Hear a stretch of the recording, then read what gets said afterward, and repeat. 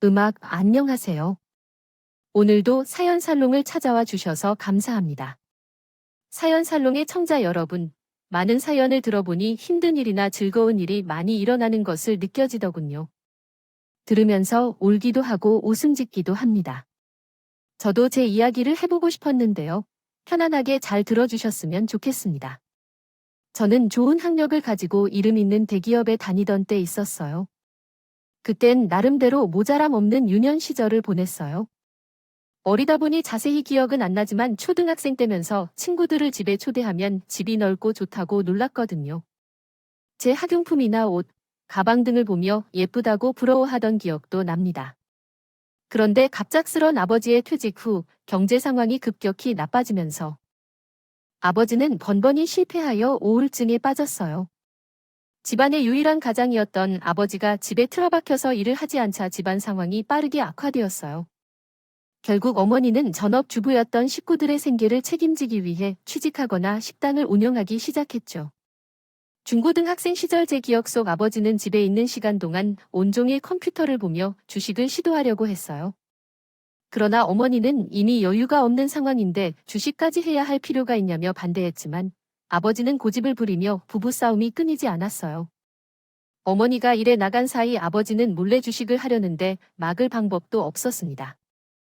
아무도 없는 사람이었습니다. 나도 아버지가 주식을 하는 쪽에 돈을 날렸다는 소식을 들을 때마다 아버지를 말하고 싶었지만 어릴 때의 내 발언을 이해해 주실 리가 없었어요.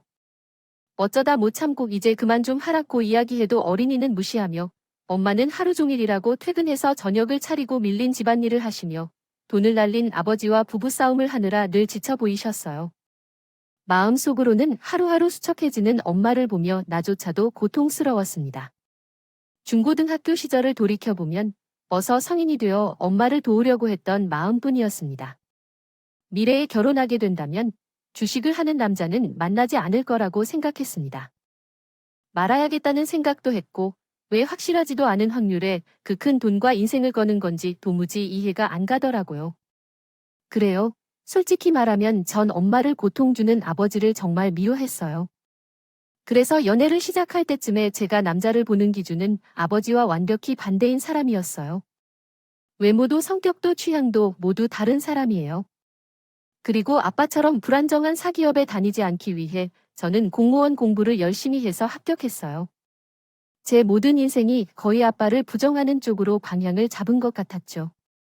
다행히도 제 성향에 안정적인 직장은 잘 맞았고 적은 월급이지만 집안의 보탬이 될 수 있어요. 행복했어요. 경제적으로 독립한 뒤에는 집을 나와 직장 근처 하숙방을 찾아 지내기 시작했어요. 제가 공부를 마쳤으니 더 이상 서울에서 지내실 이유를 못 느끼신 부모님께서 집을 정리해 지방으로 내려가거나 혼자 사는 게 두려웠지만 처음으로 간 하숙방 주인 부부께서는 너무나 친절하셨어요. 제가 살던 동네가 근처에 대학교가 있어서 주로 젊은 사람들이 많이 하숙을 했는데 다들 아들이나 딸처럼 아껴주셨거든요. 주인 아주머니는 젊은 애들이 부모 품을 떠나니 끼니도 제대로 못 챙긴다며 전날 저녁 신청을 하면 저녁도 함께 챙겨주시곤 했어요. 덕분에 집에 나오면 먹기 힘들다는 집밥도 꼭꼭 잘 챙겨 먹을 수 있었죠. 아주머니께 너무 감사했습니다. 식사비로 따로 받지 않으셨어요. 한 푼 한 푼 귀한 시절이라 매일같이 공짜로 얻어먹기는 부담스러웠고 먹고 나면 항상 집안일을 함께 도와드렸어요. 그래서인지 아주머니와 아저씨께서 예의가 바르고 참한 며느리를 데리고 온 우리 큰아들이 되었으면 좋겠다고 자주 농담하셨는데 어느 순간부터 그 농담의 진심이 느껴졌어요. 하숙집에는 주인집 아들들도 함께 살았는데 첫째 아들은 저보다 2살 연산이었습니다. 아주머니는 친해지라고 하셨지만 무뚝뚝한 인상으로 처음에는 어려웠어요. 둘째 아들이 성격이 수도분해서 저와 더 친했는데 아무래도 그 시절에는 여자가 연상이고 남자가 연하게 하는 커플이 잘 없었기 때문에 자연스레 아주머니와 아저씨께서 내가 첫째 아들과 잘 되길 바라셨던 것 같아요. 그러던 어느 날 제 방에 불이 나간 것 같아요. 혼자 해보려고 용을 써도 안 되어서 아저씨에게 도움을 청하려고 했는데 두 분 다 외출을 하신 건지 연락이 안 되더라고요. 그날은 퇴근하고 공부를 좀 하려고 했는데 불이 안 들어오니 이마한 난처함만 남았어요. 그나마 편한 작은 아들에게도 부탁하고 싶어 찾았는데 작은 아들도 외출을 했더라고요. 아무도 없는 거실에 책을 들고 나와서 읽고 있는데 큰 아들이 귀가하는 소리가 들려와요. 들렸어요. 평소에 말을 섞은 적이 잘 없어서 어색하게 눈인사를 했는데 제 옆쪽 소파에 와서 더라고요. 책을 보고 있는 제 모습을 빤히 쳐다보는 것 같아 살짝 긴장했는데 처음으로 제게 말을 걸더군요. 왜 안 들어가고 여기 있어요? 아, 공부를 좀 해야 하는데 방에 불이 나가서. 아, 다시 침묵이 찾아왔어요. 그래도 주인집 아들이니까 혹시 도와줄 수 있는지 물어라도 볼까 고민이 되었지만 그러기에는 너무 안 친하기도 했고 막상 부탁을 거절하지 않아도 어색할 것 같아서 꾹 참고 있었어요. 저녁 시간만 좀 버티고 들어가서 자면 내일 부탁을 들어도 됐으니까요. 그런데 한참 침묵하고 있던 주인집 큰 아들이 제가 도와드릴까요? 말씀하시려는 내용은 다음과 같이 재구성할 수 있습니다. 말할 것도 없이 집에 먼저 사준 상품들이 있어서 교체해야 할 것 같은데 도와주시면 정말 감사하겠어요. 그럼 잠깐만 기다려 주세요. 들고 왔던 가방을 옆에 툭 내려놓고 어딘가로 향하는 뒷모습을 보면서 그제서야 그 사람이 제대로 보이는 것 같은 기분이 들었어요. 마주치기 싫어서 대충 인사만 하고 각자 방에 들어가거나 밥만 빨리 먹고 들어가는데 어딘가 듬직해 보이는 구석이 보였어요. 창고에서 새 등을 꺼내온 그분이 먼저 가라는 듯 손짓을 하더니 얼떨결에 책을 챙긴 채 제 방으로 가는데 긴장이 되더라고요. 낯선 남자를 제 방에 들이는 것이 이상하긴 했지만 주인집 아들이 자기 집을 갈아주는 것이라 생각하니 막연하게 싫지는 않았어요. 뭔가 이상한 것 같기도 하고 마음이 혼란스러울 때도 있지만 감사합니다. 왜 그런 얘기를 안 해주셨어요? 제가 묻기 전까지는 말씀을 안 하셨어서 괜히 번거롭게 해드리는 것 같아서요. 제가 불편한가요? 아니요. 그것이 아니라 갑작스러운 질문에 당황해서 남자가 낮게 웃었어요.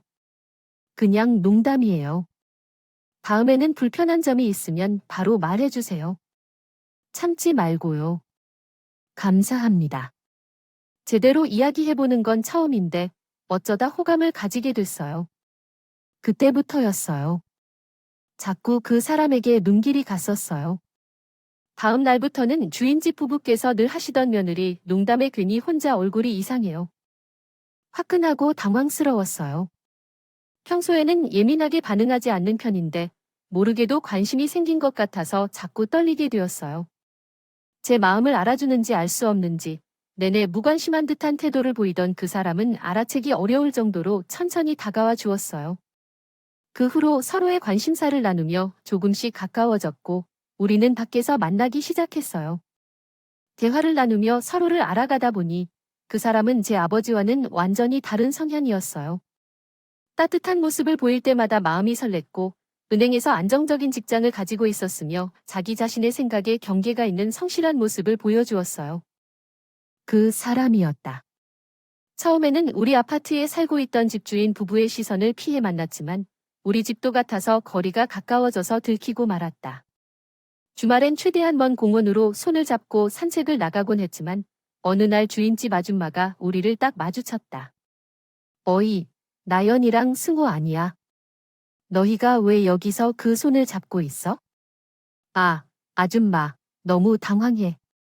승우 씨의 손을 놓으려는데 승우 씨가 손을 놓지 않고 더 꽉 쥔 채 엄마, 나연이랑 맞으려면 거의 한 집에서 계속 살아야 하는데 어떻게 두 분을 떠나보라고 하실 수 있을까요? 앞으로 펼쳐질 상황이 너무 두렵고 혼란스럽습니다. 비록 두 분께서 항상 저를 며느리 삼고 싶다고 농담하시곤 했지만 농담은 할 뿐 진짜 하숙생이 내 아들과 어울릴 것인지는 또 다른 문제입니다. 그래서 모르게 눈을 한 번 질끈 감고 뜨니 아주머니의 흔들리는 동공과 눈이 마주쳤습니다. 미안합니다. 사실 따지고 보면 죄송할 일은 아니지만 그 상황에서 어쩌다 보니 죄송한 마음이 들었습니다. 정말로 잘 챙겨주셨는데 아주머니 입장에선 제가 아들을 홀린 것처럼 보이실지도 모릅니다. 있으니까요 살짝 사색이 된 아주머니의 얼굴이 천천히 해져서 뭐야? 장난치는 게 아니에요. 정말 둘이 만나는 거예요. 그렇다니까요. 세상에, 세상에. 이게 웬일이야. 내가 웬일로 내 말을 다 듣니? 엄마 말은 들은 게 아니고 어쩌다 보니 그렇게 됐어요. 멋지게 웃는 승호 씨의 얼굴을 보며 머릿속이 혼란스러웠어요. 알고 보니 아주머니와 아저씨는 주는 대로 받기만 하는 다른 하숙생들이었어요. 그는 달리 항상 감사함을 표현하고 뭐라도 도우려고 하는 저를 굉장히 좋게 생각하셔서 요즘 젊은 애들 중에 저런 애가 없다며 제 앞에서 며느리 농담을 치면서 승우 씨에게는 뒤에서 잘해보라고 적극적으로 이야기했을 것 같아요. 승우 씨는 처음에는 부모님의 호들갑 때문에 별로 관심이 없었지만 자꾸 그 이야기를 반복해서 들으면서 안 흥미가 있던 것처럼 느껴졌어요. 실제로 저랑 대화한 뒤에 잘 맞아서 만나게 된 후로는 부모님께 빨리 말하고 싶었는데 너무 부담스러운 것 같아서 최대한 감춰주려 했었어요. 어찌되었든 저희는 교제 사실을 승호 씨 부모님께 밝히고 공식적으로 만나게 되었습니다. 연애할 때 가장 중요한 성격과 가치관이 잘 맞았고 승우 씨가 제가 꿈꾸던 이상형이어서 결국 장기 연애 끝에 결혼하게 되었어요. 예비 시아버지, 승우 씨 부모님도 20대 중반부터 저를 좋게 봐주셔서 시집살이 걱정은 전혀 없었죠. 승우 씨에겐 형제처럼 가까운 관계였습니다. 아들인 승현이 한 명뿐이었는데 승현이는 승우 씨를 만나기 전부터 편안하게 지내왔던 사이였습니다. 오랫동안 함께 살아온 사람들이라 그런지 정말로 제 가족 같이 느껴졌어요. 부모님께서도 예전부터 집주인 부부가 잘 대해주신다고 자주 언급하셔서 제가 인자한 분들에게 시식에 간다는 사실에 안심하며 좋아하셨어요. 그래서 저희는 아무런 방해 없이 무사히 결혼하였습니다. 결혼 후 2년 정도는 시련 없이 행복하게 살았던 것 같아 정말로 결혼해서 잘했다고 생각했어요. 그때 하숙집에서 살지 않았다면 어땠을지 생각하며 행복한 날들을 보냈습니다. 남편은 변함없이 잘해주었고 시부모님도 여전히 저를 예쁘게 대해주셨습니다. 이제는 도련님이 된 승현이 역시 도련님이라는 불편한 호칭을 시부모님 안 보시는 곳에서는 빼고 편하게 이름을 부를 정도로 화목하게 잘 지냈죠. 그런데 그 행복은 어느 날 돌연 끝이 나버렸어요. 바로 도련님이 결혼하고 난 이후부터였다. 저희 부부가 결혼을 준비하던 시기쯤 도련님이 연애를 시작하셨어요. 도련님과 4살 차이가 나는 어린 여자친구였어요. 저희 결혼식에도 외주고 2년 정도 사귄 뒤에는 두 사람 사이에도 결혼 이야기가 오가기 시작했죠. 저와 제 남편에게는 한없이 귀여운 막내 여동생 같은 느낌이라 특별히 교류가 없었어도 도련님과 잘 지낸다는 사실만으로도 서가 참 예뻐 보였어요. 그러던 어느 날 도련님이 저희 부부에게 한 가지 부탁을 했어요. 혹시 부모님을 데리고 오실 때 인사를 하기 전에 먼저 제 여자친구를 보시고 어떠신지 확인해 주실 수 있을까요? 특히 형수님이 제대로 봐주시면 좋겠습니다. 야, 멀쩡한 형도 있는데 형수에게 부탁하는 건 왜 그래? 서운한데 그게 아니라 같은 여자끼리 보면 더 잘 볼 수 있잖아요. 아, 저희가 하루 봐서 뭐가 달라요? 그래도 2년이나 만나신 연인을 아시겠지요. 그래도 다르죠. 저도 형수님 같은 분과 결혼하고 싶은데 같은 여성 시각이라면 형수님이 딱 알아볼 수 있을 거예요. 그렇죠? 그런 말씀을 듣니 좋네요. 당신도 제 말을 들었잖아요. 나도 같은 아내와 결혼하고 싶다는 거니까 나한테 좋게 대해줘요. 그 녀석이 형 앞에서 하지 못하는 소리를 하네. 너 말 조심해요. 뭐, 우리 아내만을 사랑할 줄 아는 사람은? 사실이기는 하지만 동을 처음 만난 날이었어요. 고맙게도 연애를 시작한 지 얼마 되지 않았는데도 우리 결혼식에 참석해줘서 그때 한 번 보았지만 그때는 저도 신랑도 정신이 없어서 얼굴도 제대로 못 알아본 것 같아요. 지나가거나 예비 신랑은 얼굴도 제대고 곱게 잘했던 것 같아요. 도련님 말에 따르면 100억대 매출을 내고 있는 회사를 소유한 유복한 집안 딸이라고 해요. 그 말을 듣고 만나서 그런지는 몰라도 귀하고 밝은 인상에 첫눈에 마음이 빠져버렸어요. 물론 그 전에도 도련님에 관한 연애 이야기를 들었을 때 어린 친구가 싹싹하고 야무지게 도련님을 챙겨주는 것 같아 더욱 좋게만 보였어요. 실제로 만나도 예비 신랑은 우리에게도 참 얘기가 발랐고 조금 쑥스러워하기는 해도 말도 곧잘하고 저희와 어울리기 위해 많이 노력하는 모습이 보이더라고요. 도련님 말대로 제 부류의 사람인지 아직은 모르겠다 싶었지만 이만하면 도련님도 여자친구 하나는 잘 만났다 싶을 정도로 첫인상이 좋았어요. 저만의 생각인가 싶어 만남이 끝나고 돌아오는 길에 남편한테도 물어봤어요. 여보, 예비 동서 분이 보기엔 어떤가요? 난 뭐 그럭저럭 괜찮아 보이던데 딱히 좋지도 나쁘지도 않아 보여요. 그래, 나는 그래도 예의 바르고 싹싹한 편인 것 같아서 좋아 보이던데. 이런 자리엔 누군들 못 그러는데 당장 눈앞에 우리에게 잘 보여야 되는데 최대한 예의 차린 거겠지. 헤이, 왜 그렇게 안 좋게 생각해? 살다 보면 이러니까. 정도 예의도 못 차리는 사람들도 많은데 그래서 그럭저럭 괜찮다고 한 거야?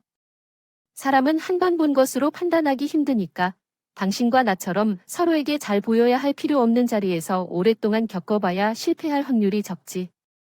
나름대로 냉정한 남편의 판단에 저는 조금 당황했어요.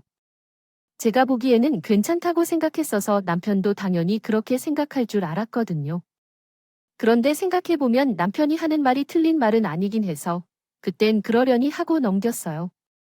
형수님, 형수님, 어떠셨어요? 제 여자친구, 제가 보기에는 너무 귀엽고 착해 보이던데요. 예의도 바르고 저는 좋았어요. 도련님이 좋으면 되는 거지, 뭘 저한테 물어요. 두 사람이 지금까지 잘 만나고 있다는 게 그분이 괜찮다는 증거 아니겠어요? 그렇긴 한데, 우리가 만난. 제가 이해한 바로는 다음과 같습니다. 우리는 2년째 만난 커플이지만 서로의 집이 먼 거리에 있고 쉬는 날도 많이 안 겹쳐서 자주 보지 못했어요. 그래서 다른 커플들에 비해 대화가 많이 부족한 것 같아요. 그래서 형수님의 의견이 궁금했어요. 하지만 우리 중에서는 도님을 가장 자주 만나는데 도님은 가장 정확하게 사람을 판단하시는 것 같아요. 혹시 제가 헤어지길 원한다고 말하면 헤어지시고 남들이 다 별로라고 해도 제 눈에는 예쁘고 좋은 사람이라면 그 사람이 내 짝일 거예요. 누구가 뭐라고 해도 도님이 좋은 사람을 만난다면 그걸 가장 중요하게 생각해야 해요. 걱정하지 마세요.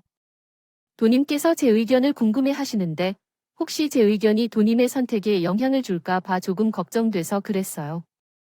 그런데 도님의 표정이 조금 변하는 것 같더라고요. 그 표정을 보고 나니 내가 편한가? 사이라고 너무 많이 잔소리했나요? 아님 말 실수를 했나 속으로 온갖 걱정이 들었어요. 오해를 했다면 어떻게 풀어야 하나 싶어서 잔뜩 긴장하고 있는데 도련님이 차마 예상도 못한 의외의 대답을 하시더라고요. 네, 제가 형수님이 헤어지자면 헤어져야 한다고 했는데요. 정색을 하고 말하자 제 내기 바람의 순간 분위기가 살짝 싸해졌어요. 몇 초 뒤에 간신히 정신줄을 붙잡고 웃어 넘겼죠. 에이, 도련님도 참, 뭐 이런 농담을 하련가요? 그리고 제가 도련님 부모님도 아닌데 뭘 제 마음에 안 들면 헤어지라고 하겠어요. 옛날 하숙생 시절부터 참 잘 따르는 동생으로 생각했지만 이렇게까지 제 의견을 신뢰한다는 건 몰랐어요. 살짝 당황해서 남편에게 떨기도 했어요. 이야기하자 남편이 엄청 웃었는데요.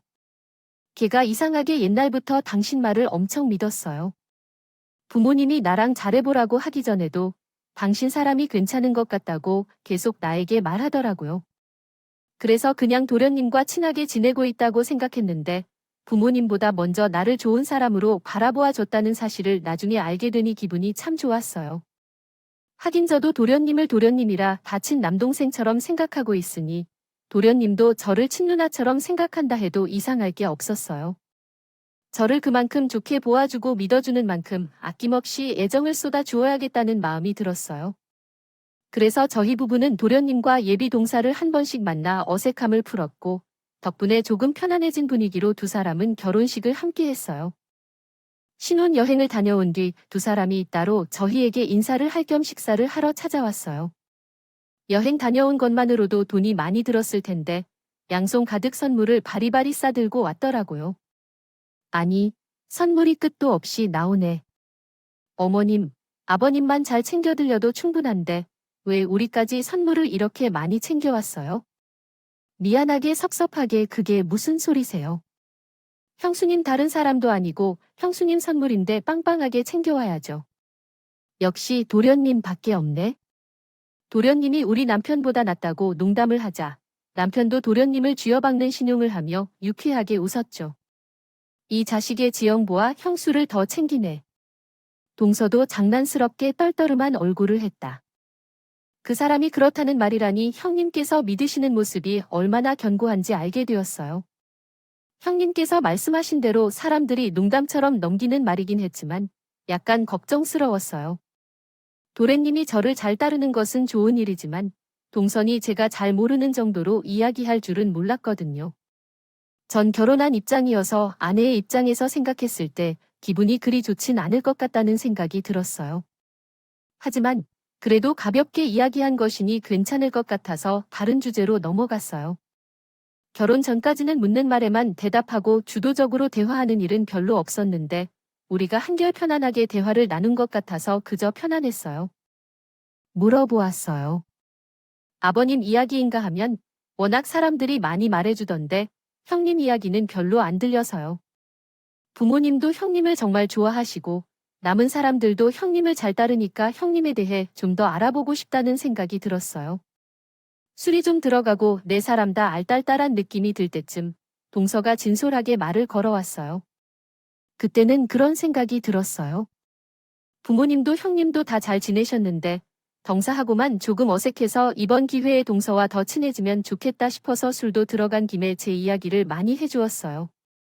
어렸을 때 불우했던 가장 환경 이야기를 동서는 묵묵히 들어주었는데 궁금했던 사람치고는 생각보다 반응이 좀 없어서 살짝 민망해지는 도련님에게는 제 개인적인 가정사에 대해서는 한마디도 안 했었어요. 도련님 및 본문 내용 중에 제 생각들에 대한 전라가 많습니다.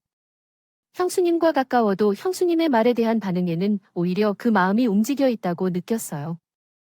해보니까 형수님은 밝으시면서 건강하신 분이다 보니까 이렇게 힘들다고 생각하지 못했어요. 오히려 우리 엄마께서 훨씬 더 고생을 많이 하셨기 때문이죠. 식구들을 기르고 돌보기 위해 저희 엄마는 많은 희생을 하셨다는 걸 아는데 형수님께서는 식당에서 설거지를 오랫동안 하다가 손을 다 망가지셨다는 사실을 아직도 잊을 수 없어요. 형수님의 손을 볼 때면 마음이 좀 아프긴 해요.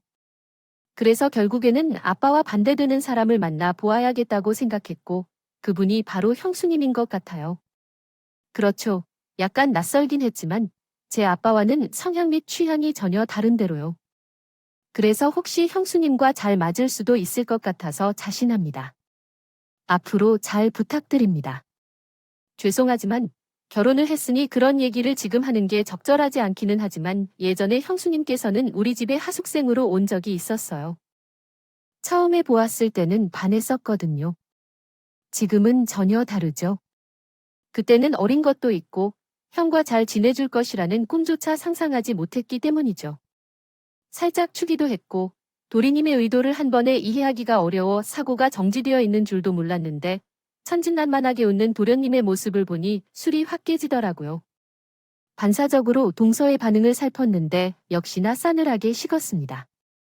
가득히 저를 잘 지키는 것만으로도 마음이 편했을 텐데 그런 말까지 듣고 동서의 기분이 좋을 리가 없었겠죠. 야, 자식이 많이 취했네. 재수씨, 이 녀석을 데리고 집에 들어갈 수 있을까요? 대리기사를 불러야 할 건데 어떻게든 가야죠. 이렇게 생각하면서 여기서 자고 갈 수밖에 없겠다고 생각했습니다. 남편을 대하는 동서의 태도가 조금씩 달라진 것 같았지만 그날은 기분이 나빠서 동서가 그런 것에 대해 신경을 쓸 여유가 없었기 때문에 그냥 넘겼어요. 그러나 그날을 기점으로 동서는 완전히 다른 사람이 되었어요. 동서 마트까지 거리가 그리 길지 않는데도 꼭 택시를 타야겠다고 하고 짐이 많지 않은데도 천천히 걸어가자 하더라고요. 우리 형님, 그 거리를 꼭 걸어가야겠어요. 걸어서 15분이면 도착하고 택시를 타면 30분이나 걸립니다. 명절이라서 정신없는데 길에서 시간을 낭비하시겠어요? 택시비가 아까워서 이러시는 건가요? 그렇지 않아요. 택시를 타지 않아도 되는 거리인데 굳이 타는 것을 말씀하시니 올 때는 짐이 많아지면 탈 수도 있지만 갈 때는 그렇지 않잖아요. 그만해요, 형님. 제가 절약하는 건 정신입니다. 지극히 싫으시면 두시면 됩니다. 저도 혼자 갈 거니까 마트에서 만나요. 아니 동쪽으로 굳이 따지면 어머니 집에서 걸어서 15분 거리에 있는 마트에 택시를 타고 다녀오는 제안이 어색하지 않나요? 하지만 동서는 전에 가정 형편에 대해 이야기해봤던 것 때문인지 끊임없이 권할 필요 없이 굴지 말라는 식으로 말씀하십니다.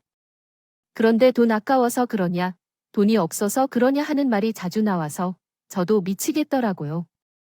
동선 씨, 제사 음식들 재료값이 많이 올라갔다고 하는데 마늘 같은 제품은 할인되어 있다고 합니다. 사자 씨, 지금 제사에 제공하는 음식을 녹말이 적은 신선한 마늘로 대체하자는 건가요? 아니, 이것이 메인 음식이 아니고 요리할 때 사용하는 것이라 할 뿐이에요. 재료 아이템이 아니고 사람들이 다 먹는 게 돼 뭐가 문제야 아 됐어요. 거지도 아니고 무슨 제사상에 올리는 음식까지 싼 걸로 퉁치려고 하세요. 어머님, 아버님, 형님 이러시는 것은 알고 형님 몇 부위 하시는 계세요. 처음 한두 번은 동서가 그날 일로 받은 상처를 감당 못해서 저에게 푸는 거라고 생각이 들어서 내버렸어요. 그날도 도련님과 크게 부부싸움을 했다고 들었거든요. 하지만 동서의 심정은 날이 갈수록 심해졌어요. 하루는 제가 주식 관련 뉴스를 보고 있었어요. 웬일로 동서가 제 옆에 와서 앉길래 이제 마음이 좀 풀렸나 해서 말을 걸려버렸는데 아니나 다를까 또 걸렸다고. 형님, 설마 주식 하시려는 건요? 아니요. 주식이란 무엇인지 말하는 것은 소용돌이는 말투에 기분이 나빴습니다. 아버지 이야기를 근거로 치고 하는 것으로 보였는데 그런 사람들이 주식을 혐오하고 낮게 생각한다면 주식을 하실 필요가 없겠죠. 혹시라도 하실 생각이 있다면 말씀하시면 제가 단호히 당부하겠어요. 형님이 잘못하면 안 된다고요. 그때는 정말 욕이 튀어나올 정도로 참았어요. 동서 언제까지 그럴 건지요? 동서가 나한테 무슨 차이가 있어? 결혼했으니 나한테 잘 보여줄 필요도 없고 다 끝났어요. 또한 만일 모든 것을 알고 있는데도 사람이 신뢰하고 이야기하는 가운데 이야기를 조롱해도 괜찮다면 동서의 수준도 그렇게 낮을 수밖에 없어요. 사람이라는 수준이 형님의 수준과 비교한다면 저는 형님께서 더 실망하실지도 몰라요. 남편이 따르길래 뭐 얼마나 훌륭한 가정 자산들이 있는데 그런 일이 벌어진다니요. 세상에 주식으로 집안을 망치는 한량이나 식당 아줌마 밑에서 자랐을 줄이야. 제가 또한 실망이라고요. 틈만 나면 돈을 조금이라도 아끼려는 경향이 생기는 건 거의 혈통이 되어버린 게니까. 이런 게 부모님의 가르침일까요? 서민들과 어울리지 말라고 했으니까. 남편의 집안은 집 여러 채를 가지고 있는 부동산 부자여서 서민들이라고 할지라도 결국은 나 혼자인 것을 지칭하는 말이었어요. 시부모님조차도 제나 우리 집의 형편을 모욕한 적이 없는데 이런 수모를 동서한테 겪게 되어 미쳐버릴 것 같았어요. 서민들은 돈을 아낄 줄 아는 동서요. 얼마나 부자인지. 부자라면 왜 돈을 안 쓰시고 효도는 왜 반반이에요? 거지 근성이 어떻게든 돈을 벌어 먹으며 살려고 하는데 돈을 필요할 때 정당하게 요청하고 받아들이는 자세가 중요하다. 부자들은 돈을 어떻게 사용하는지 한번 보자. 공무원으로서 살아가는 것은 힘들겠지만 어리석은 요구로 돈을 요구하지 말고 필요하다면 체면 있게 받아들이도록 해야 한다. 제가 일자리를 제공해 줄 수 있다면 좋겠지만 설거지라도 해주실 수 있으신가요? 제 식당 아줌마 딸로서 도와주실 분을 찾고 있는데 설거지를 잘 하실 수 있을 것 같아요. 혹시 가능하시다면 급여도 많이 지급해 드릴게요. 10만 원으로 충분할까요?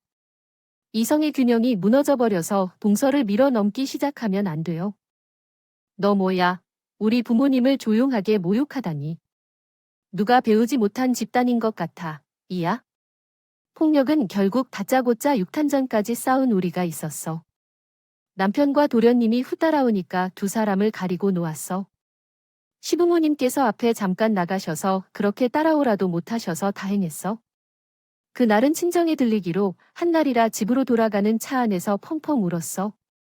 내 마음을 여는 마음으로 동생에게 이야기를 해준 건데 그게 내 마음에 칼을 꽂는 거라고 한마디에 이야기했다. 정말 미쳤어. 얼마나 속이 깊은 얘기를 해서 내 무덤까지 팔라 그랬어. 게다가 도련님이 말을 실수했는데 도련님 실수인데 왜 나를 이렇게 미워하고 싸게로 취급하는지 이해가 안 가. 생각할수록 화가 나서 목 놓아 울자 남편이 안쓰러워하는 듯이 토닥여 주었어요. 여보, 곧 장모님과 장인 어른을 배워야 하는데 이렇게 울면 어떡해?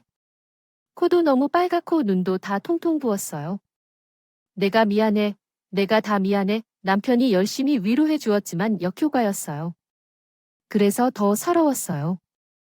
그렇게 가는 길 내내 울다가 친정집에 도착했어요. 부모님은 버선발로 마중 나오셨는데 제 얼굴을 보자마자 기겁했어요. 세상에, 나연아, 너 얼굴이 왜 이러니? 아무것도 아니야. 아무것도 아니라고. 울었어. 너 설마 시댁에서 무슨 일 있었던 거야? 아니야. 그런 거. 그렇지만 왜 오서방 얘가 왜 이래? 저는 남편에게 이야기하지 말라는 뜻으로 고개를 저었지만 대답을 촉구하는 부모님의 성화에 못 이겨서 남편이 부모님께서 들으셨을 때 불편해했어요. 아버지는 갑자기 남편과 함께 자리를 뜨셨습니다. 저는 남편에게 어떤 말씀을 하실까 걱정했지만 엄마가 말라 하셨어요. 엄마는 남편에게 잘못이 없다며 방해했습니다. 그렇지만 아버지가 왜 그러실까요? 사랑과 긴장으로 아버지도 여러 생각을 하실 것 같았습니다. 그때 어떤 예감이 들었는데 부모님을 자주 보지 못해서 생각해보지 못한 부분이었습니다. 제가 지방에 내려온 후 두 분의 사이가 좋아지고 서로 믿음을 가진다는 느낌을 받았는데 그 순간의 느낌을 지나치게 생각하지 않았습니다. 하지만 몇 년 뒤에 제 예감이 맞았다는 것을 느끼게 되었습니다. 증명이 되죠. 문을 열어주세요. 어느 날 갑자기 동서가 사정없이 찾아왔어요. 저는 동서와 6탄전을 벌인 이후로 연락처를 차단하고 직접적인 연락을 주고받지 않았어요. 가족 행사가 있을 때 남편과 도련님 사이에 소통이 이루어졌었는데 동서가 그런 식으로 찾아와서 놀라웠어요. 동서, 이게 무슨 짓이야? 연락 없이 이 늦은 시간에 형님께서 저를 타신다고 해서 아무리 연락해도 답을 받지 않으셔서 동사랑 술을 잘못 마셔서 이런 상황까지 발생한 것 같아요. 동서가 술 취한 모습을 다시 보는 것이 기분이 좋지는 않았어요.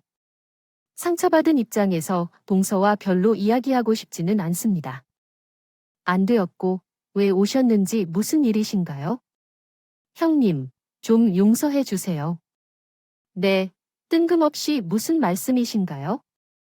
예전에 형님께서 못 살게 꾼 게 있었어요. 일부러 그런 거예요. 맞아요.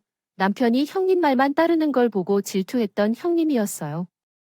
예전에 좋아했다는 말을 듣고 화가 치밀어 형님을 무시하고 화를 풀었어요. 잘못했어요. 형님의 동서가 비틀거리다가 제 앞에서 무릎을 꿇었어요. 제가 놀라 동서를 일으키려고 했지만 동서는 머리를 숙이고 일어서지 않았어요. 동서가 많이 취했는데 나중에 정신이 들면 다시 오라고 했어요. 나 이 상태로 이야기하고 싶지 않아요, 형님. 살려주세요. 네, 우리 아빠, 우리 집을 살려주세요. 네, 그게 대체 무슨 소리예요? 동서의 부모님을 어떻게 살려드릴 수 있나요? 무슨 일이세요? 아파 보이세요. 거예요. 제 이해할 수 없는 소리를 늘어놓는 동서를 흔들어 대답을 재촉하자 동서의 눈에서 눈물이 펑펑 쏟아졌어요. 형님, 아버님께서 우리 회사를 사버리셨어요. 우리 아빠가 무슨 돈이 있다고 대체 무슨 소리야? 동서, 아버님께서 저희 회사 주식을 어마어마하게 사셔서 우리 아버지를 해치려고 하신다고 해요. 살려주세요, 형님. 저희 아빠가 회사에 투자한 노력을 아십니까? 제발 아버님을 설득해 주세요. 네, 제가 모든 것이 잘못되었어요. 제발 용서해 주세요. 동사의 입에서 솟아나오는 믿을 수 없는 이야기들에 저는 잠시 꿈을 꾸는 것인가 싶었어요.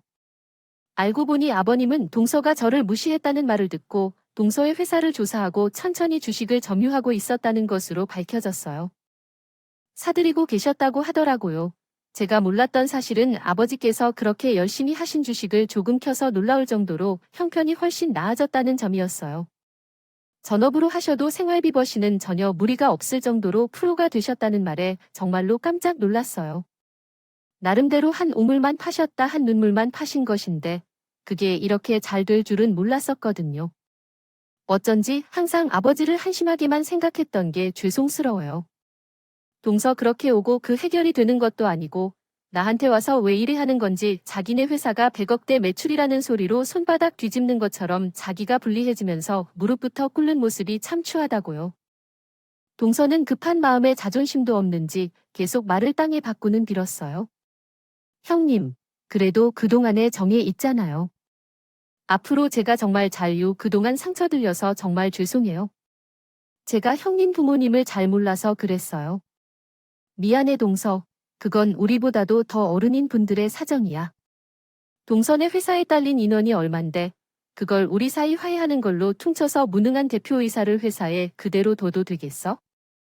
해임이 되더라도 그건 동선의 아버님 영향이지. 형님 정말 너무 하시네요. 너무 하신 건 서지한 식당 아줌마라고 무시하던 사람들한테 뒤통수 맞아보니 어때? 많이 쓰라리. 그러니까 동선도 항상 겸손한 마음으로 살아. 이제는 동선의 아버님이 더 한량처럼 사시겠어요. 간다던데 그 3년 동안 잘해주세요. 불쾌한 사건을 살며시 동서로 밀어내고 문을 잠그고 버렸어요. 문 앞에서 말이나 전화 없이 고래 울음을 질러댔지만 잠시 후에 확인해보니 가구가 없었어요. 동서가 돌아간 걸 확인한 뒤 그 길로 아빠께 전화를 걸었어요.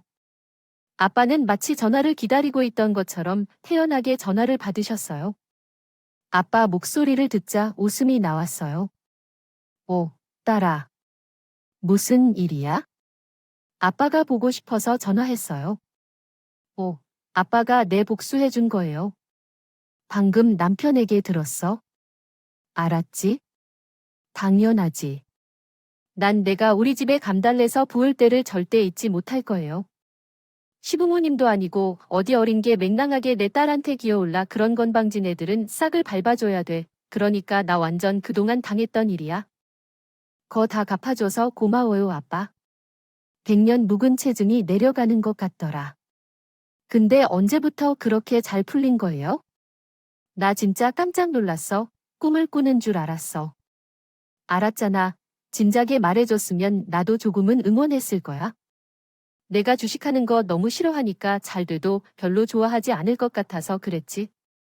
일하다 또 안 될 수도 있으니까 말하기도 조심했고. 그래서 원래 그런 말 하나도 믿음이 안 갔는데 이젠 좀 믿음이 생길 것 같네요.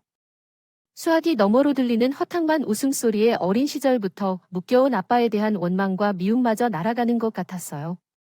아빠가 언제나 가족은 뒷전이고 하고 싶은 일만 하고 사는 줄 알았는데 생각보다 나를 항상 염려하고 많이 신경 쓰고 계셨다는 것도 알게 되었습니다.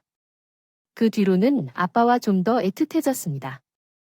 더 화목해지는 것도 별개로 한 눈물을 오래 파셨지만 결국 어떤 일을 성취하셨다는 것이 존경스럽게 느껴졌어요. 제가 그토록 증언했던 아버지와 주식이 저를 지켜주는 순간이 오기도 하고 인생은 참 오래 살고 봐야 하는 것 같아요. 이런 것을 보면 미워 죽겠어도 가족은 가족인가 봐요. 여러분도 곁에 있는 가족에게 좀 더 따뜻한 말 한마디 어떨까요? 제 사연을 들어주셔서 감사합니다. 곁에 소중한 사람들과 행복하세요. 여러분의 사연 댓글에 대한 응원과 현명한 조언을 부탁드려요. 좋아요와 구독은 저에게 큰 힘이 됩니다. 오늘도 좋은 일이 가득하길 바래요. 음악 가득해요.